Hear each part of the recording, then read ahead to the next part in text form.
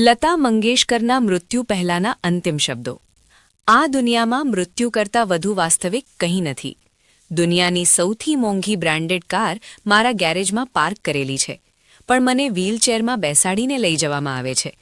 મારા ઘરમાં મોંઘા કપડાં, મોંઘા જૂતા, આ દુનિયાની દરેક ડિઝાઇન અને રંગની મોંઘી એક્સેસરીઝ છે, પણ મેં હોસ્પિટલ દ્વારા આપવામાં આવેલો નાનો ગાઉન પહેર્યો છે। મારા બેંક ખાતામાં ઘણા પૈસા છે, પણ તે મારા માટે કોઈ કામના નથી। મારું ઘર મારા માટે મહેલ જેવું છે, પણ હું હોસ્પિટલમાં નાના પલંગ પર સૂઈ રહી છું।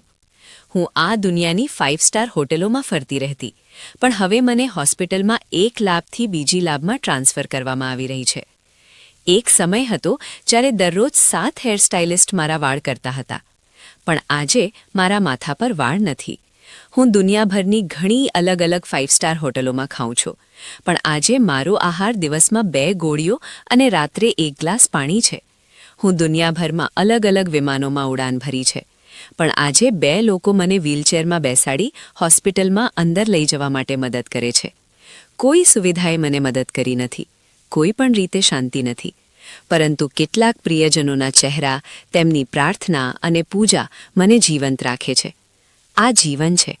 ભલે તમારી પાસે ગમે તેટલી સંપત્તિ હોય, અંતે તમે ખાલી હાથે જાઓ છો।